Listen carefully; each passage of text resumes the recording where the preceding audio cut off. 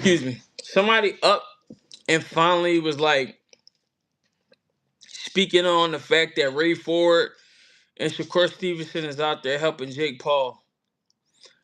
Um, First and foremost, I don't got them doing it just because it's Tank. I got them doing it because Jake Paul makes sure he take care of fighters. In fact, so far, he's made sure that overall he had a better vested interest in fighters than of Turkey Al Sheikh, than of Dana White, as far as in the boxing space. So to criticize Shakur Stevenson for going to go help Jake Paul and saying, "Oh, you're gonna go against your brother." There's no friends in boxing, especially in the same weight class.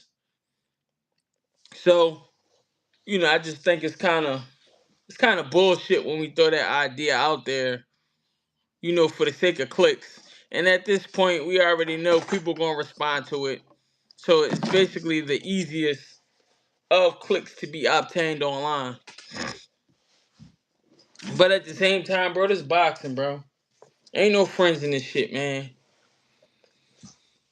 The fact that we even speaking on it as if Shakur Stevenson was obligated or assigned to be loyal to somebody he wants to fight is fucking nuts. Y'all tried to do this shit with Jerron Boots Ennis and with Canelo, forgetting that Jerron Boots Ennis' family actually has a relationship with Canelo.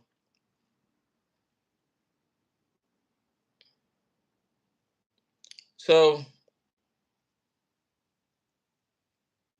with that being said, I just think the shit is lame. Lame as fuck. I think the fact that we even bringing up race at this level of boxing is just like lame as fuck. We don't have to like Jake Paul, but we all can consider that Jake Paul is giving Tank his biggest payday. Yes, based off based off the way boxing was perceived, because Tank was just a boxer, he's supposed to be ushering Jake Paul in, but Jake Paul is not only a boxer, he is a businessman first. So therefore he actually makes more. So he's giving Tank his biggest payday. We don't have to like the circus matchup. We might don't think it makes sense. In my opinion, it's not bad for boxing. At the end of the day, Jake Paul draw people in. So the shit just is what it is at this point, bro. He's fought numerous amounts of matches. For us to basically even criticize Jake Paul as if he's not a real fighter simply because he didn't go through extensive amateur background or amateur background at all. Like, why does it matter at this point? Some people went through amateurs and they wasn't nothing in the pros. Some people barely went through amateurs and they are something in the pros. At this point, man, we all know that boxing is a poor man's sport. Poor man's sport meaning that it's a low entry market. Like, you could just legitimately, of course, you need to have the right people around you, but you can walk in the gym and change your life in the course of 5 to 10 years, depending on how well you are conditioned to take the information and how much heart and mental fortitude that you have. So let's stop acting like Jake Paul entering is just like so bad for it. Cause this Netflix deal wouldn't have came from just straight up and down boxers. It came because Jake Paul brought new eyes to the sport, which that's what's gonna keep our sport alive. New eyes, them making the bags so they can keep on investing into giving us more good shows. It doesn't like boxing just doesn't work just strictly off those who are hardcore boxing fans. Even the club shows. If you out here selling tickets and shit, you're not necessarily you're not necessarily like going to just be selling to just strictly the boxing community. It's going to be people outside of the boxing community that may have a vested interest in what you're doing, or genuinely just want to see you. You know what I mean? So, you know, we've been relying on casuals from the lowest to the highest level to invest in the sport just as well as the real enthusiasts. It's just that we got this thing to where people get so caught up on the traditional way, not understanding that this shit just changed. Like it's just different. Like what boxing was 5 years ago, it is not today. You know what I mean? So I'm not mad at Ray Ford for going out there and sparring with Jake Paul. Show that shit on the internet. I would love to interview Ray Ford and which I am going to hit him up about it and basically bring him on and let him share the Jake Paul experience in camp. Like, how was it? How did you enjoy it? Our motherfuckers already told me, he definitely put the battery in other people's back just as well as they put the battery in his back to stay motivated and do what they got to do. So I've heard from pros that's in his camp and been in his camps for multiple fights. Say like, yeah, like he trained just like us. He a dog. Like he doing what we doing. We don't look at him no different. He ain't special. You get what I'm saying? And he approach it like he ain't special. So at this point, let's just get his fucking man his respect, man. Yeah, I mean he made bank. He paying women's boxing more. He one of the reasons why women can box for 3 minutes and be able to showcase their talents more, such as they want it. You get what I'm saying? Like, just let that shit be what it be, bro. I'm not all of that. Motherfucker go over there help him get ready. I don't know what he paying him. He might have told that motherfucker come over here. I got a couple M's for you. You not gonna go spar the nigga for a couple M's? Shit. But you leave it up. You leave it up to motherfuckers in this game. They'll tell you any motherfucking thing, and it just is what it is at this point. I ain't bothered by nothing when it comes to this internet shit or people who just strictly obsessed with the internet games. Like, it is what it is to me. Um, but I don't appreciate the fact that we keep on trying to bring up race when people go spar people and can't. Like, it's never been about race any other time. I'm pretty sure plenty of times, but it's just kind of like on trend since Jerron Booth Ennis, the guy who they criticize everything that he do because he looked good doing it. So they gotta talk shit to bring him down because clearly he looks different than other fighters. He carries himself different than other fighters. And what's crazy is, he'll talk his shit, but he be humble about it. He just started talking more shit. For the most part, though, Boots be chilling. Like his thing is, let's just get in there and see what happened type shit. But he goes spar Canelo, get Canelo ready, and motherfuckers try to make it seem like, oh, he did this because of Crawford. Nah, he did that because, he's a switch hitter such as Crawford, and his big brothers know Canelo. Like, they got a personal relationship with him. They've helped him get ready for camps. Canelo fought at this level for, 10 years plus easy. Damn near 70 fights. And a great deal of them is at the highest levels. So, it's just like, we gotta get the fuck out of here, man.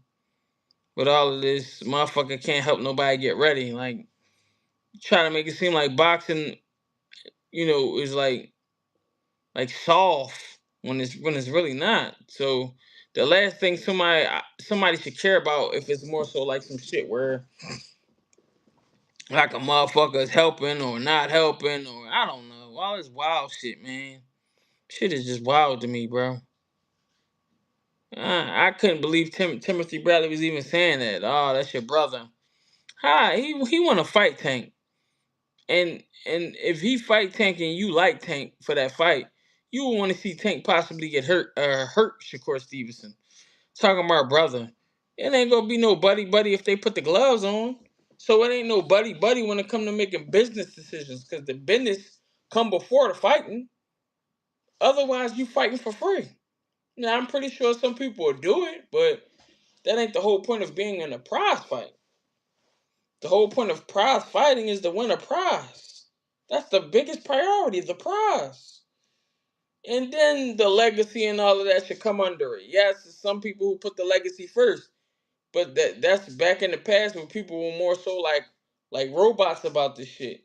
Like now, the money should come first, then your legacy, and then all that other shit. Don't put your legacy before the money, and then you die broke. But you sacrifice your life to the sport, because that shit eats you up. So it's just like all of that. So and so spar somebody in camp, they showing favoritism, all that weird ass shit. We need to do away with that, man. That shit is wild, and I get it. I could get on here and co-sign that same dumbass shit and get a couple other clicks, but I'm just not doing it, bro. I'm not. I mean, it is what it is. I ain't pressed or in a rush for this shit. This shit just is what it is. But yeah, man. Talk. What's next? They gonna talk shit about Ray Ford sparring Jake Paul too, because they already bringing up Shakur. We don't know what that man paid them niggas. For right now, this is the biggest fight of his life, even though it's a weight differential. Tank still got the experience. Like, we don't know what he paying. I know he take care of motherfuckers. I know that for sure. Shit, at this point, everybody know Jake Paul take care of fighters at this point. So it just still they can't stand him because he put the business before he put a sport. So now people looking at it like he took something from him. Nah, you probably won't be able to get it anyway because he cares about the business and you care about the sport. It is two different things. Come on, man. Everybody who's a true fan of boxing knows somebody that fights local simply because they sign bad deals that should be fighting global. And it just is what it is. It's a part of the game.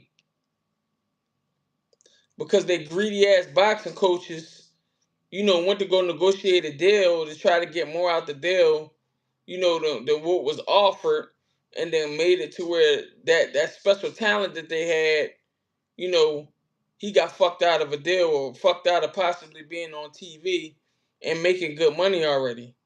So now he has to fight club shows because they blew opportunities that he worked all his life to build up. But he trusted them to be able to handle that shit. And they don't really know what they doing. They just want to be the ones that say, "Oh, we know what we doing." So it's like, who the fuck want to just be talent and not necessarily get the prize? The prize come first, man. Prize fighting. Just is what it is, man. I don't I don't like all of this. Oh, you can't have him as your sparring partner. The person he's fighting is black and he's not black. So therefore that's wrong. This is blasphemy. Like, come on, bro. This shit never was like that before, bro. You need to stop that soft ass shit, man. I don't like it. I don't like it at all. And I ain't one to complain about this shit too much. Or even complain about people's opinions, but I'm just thinking that this shit is either just strictly for clicks or it's just bullshit. And it just is what it is. Sitting there. Hey man, but how about Joseph Parker, man? I had him winning, man. He ended up getting cooked. I ain't put him on no ticket though, but I still had him winning.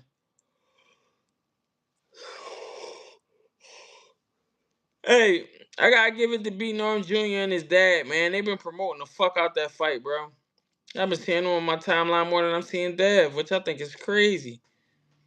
Cause I'm used to seeing Bill been on snap. Wooly said he want Usyk. I don't got any winning, but that's a rumble. Heavyweights, everybody got a puncher's chance.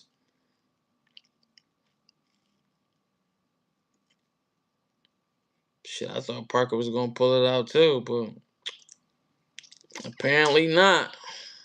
Shit just is what it is.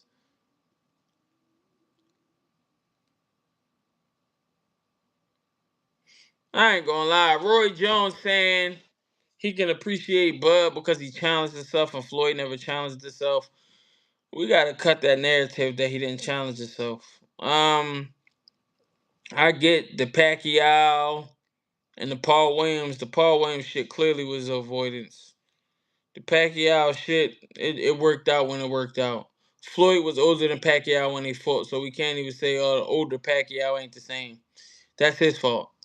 But let's cut the bullshit, man, and try to make it seem, trying to like diminish Floyd Mayweather career simply because you might don't like his personality. He still got real hats, bro. It just is what it is, And he was one of the first athletes to inspire and basically educate these fighters that listen, man, them belts don't really matter. What matters is how much you bring it home. Otherwise, you'll pay those percentages for that idea of legacy because that's what they're trying to sell you when they sell you these belts. That 3% is a legacy tax. I'm the one with the belt. I'm the man. Meanwhile, that 3% could go towards some of your relatives who's less fortunate. Don't necessarily mean that you're going to make more or less if you sell. So it's just like, at this point, you know, can we look at Jake Paul? Can we say the belts is everything? Hell no. Shit, they trying to give Ryan Garcia a shot at a fucking belt possibly after he had that terrible loss. But again, he sell tickets. He put asses in seats. He has a huge following. To make him a champion, you are more likely to sell more tickets than Mario Barrios being a champion. So the game fucked up, man. It's a ticket selling game. All that other shit, it's cool. Shout out to the world champions who worked hard to get there. It's cool, but ultimately, paying somebody 3% of your money simply because you got some hardware and a little bit of notoriety, it may not add up for all folks. Some people might be like, man, fuck that belt. Especially if I can still get paid the same thing with or without it because I sell tickets. But I don't know, man. Hey, but listen, man, I just wanted to stop in. I know it's Sunday. Shit normally a little bit more slow motion. Hey, but we back on tomorrow. You already know the vibes. I'm out of here.